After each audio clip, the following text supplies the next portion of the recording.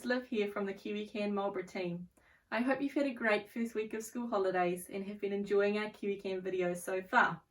In today's Kiwi Can video, I'm going to be reading to you the picture book Giraffes Can't Dance. Giraffes Can't Dance is one of my favourite picture books. Some of you may have read it before. This book has lots of our Kiwi Can values in it, so while I'm reading, see if you can identify them. Okay, page 1. Gerald was a tall giraffe whose neck was long and slim, but his knees were awfully bandy and his legs were rather thin. He was very good at standing still and munching shoots off trees, but when he tried to run around, he buckled at the knees. Now every year in Africa they hold the jungle dance, where every single animal turns up to skip and prance. And this year, when the day arrived, poor Gerald felt so sad, because when it came to dancing, he was really very bad. The warthog started waltzing, and the rhinos rock and rolled.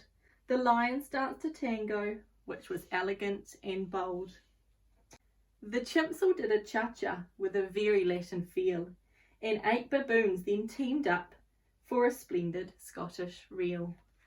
Gerald swallowed bravely as he walked towards the floor, but the lions saw him coming and they soon began to roar. "Hey, look at clumsy Gerald," the animals all laughed. "Giraffes can't dance, you silly fool. Oh, Gerald, don't be daft." Gerald simply froze up. He was rooted to the spot.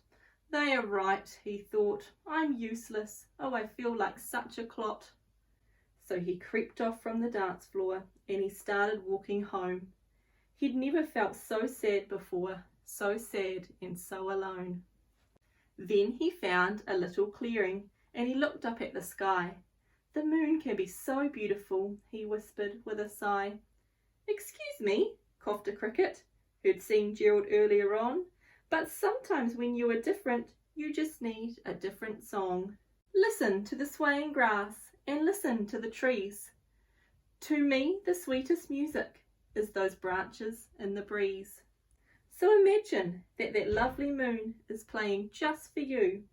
Everything makes music if you really want it to." With that, the cricket smiled and picked up his violin. Then Gerald felt his body do the most amazing thing. His hooves had started shuffling, making circles on the ground. His neck was gently swaying and his tail was swishing around. He threw his arms out sideways and he swung them everywhere. Then he did a backward somersault and leapt up in the air. Gerald felt so wonderful. His mouth was open wide. "I am dancing, yes, I'm dancing. I am dancing," Gerald cried. Then one by one, each animal who'd been there at the dance arrived while Gerald boogied on and watched him quite entranced. They shouted, "It's a miracle! We must be in a dream.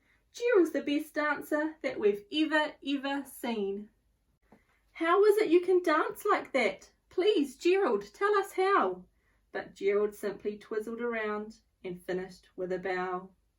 Then he raised his head and looked up at the moon and the stars above.